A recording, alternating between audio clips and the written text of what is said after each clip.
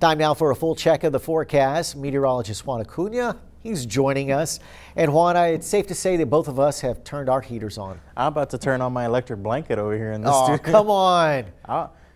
I love the cold weather, but I'll bundle up. You know me. Oh, he's a bundler, folks. And I turned on the heater this morning, and I got that smell, and everything was okay after about a minute or so.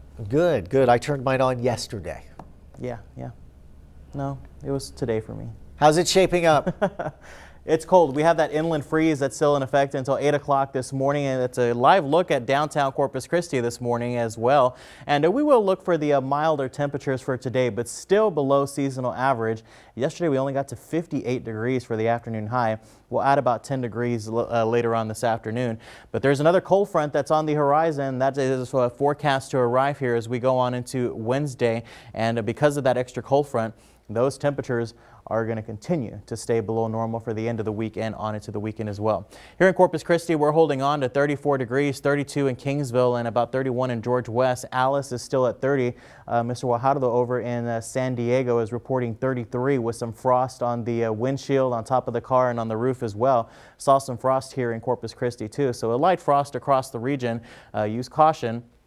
But along the coastline, 43 in Rockport, 46 out at the Naval Air Station, and our water temperature out at the Packard Channel is registering 59 early this morning. Anywhere you see that purple, that's where we have that freeze warning in effect, not including the coastal areas or our southern counties. That includes Jim Hogg, Brooks, and Kennedy County, but everyone else has that freeze warning in effect until 8 o'clock. Pretty much as we get sunrise going, a lot of these colder temperatures will start to go away. We start to warm up. But because we have clear skies and these light winds over the region, that's why those temperatures are plummeting. And it feels like 30 degrees here in Corpus Christi, 27 off in Kingsville, and 28 off in Falfurrias. If the wind was a little bit stronger, those would be a little bit colder, but thankfully that's where they're holding for the time being.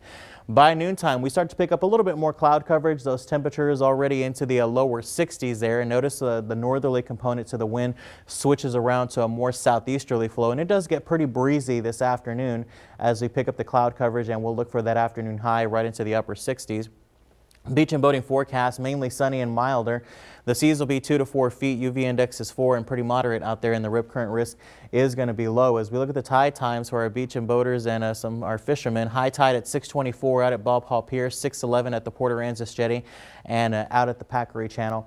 That has already occurred. Notice those south-southeasterly winds staying breezy near the coastline, not so bad inland, and then they relax as we go into early Wednesday morning and then on into Wednesday afternoon.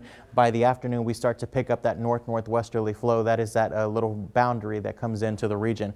But right now, high pressure in control. The reason we'll pick up those southeasterly winds is because the high will move off towards the east of us, so we get return flow. And there's that frontal boundary we're watching for Wednesday, only bringing a small chance of a shower as we go on into late Wednesday, especially favoring the coastline. But 68 today, 53 and 71 for tomorrow, and 41 and 60 as we go on into your Thursday.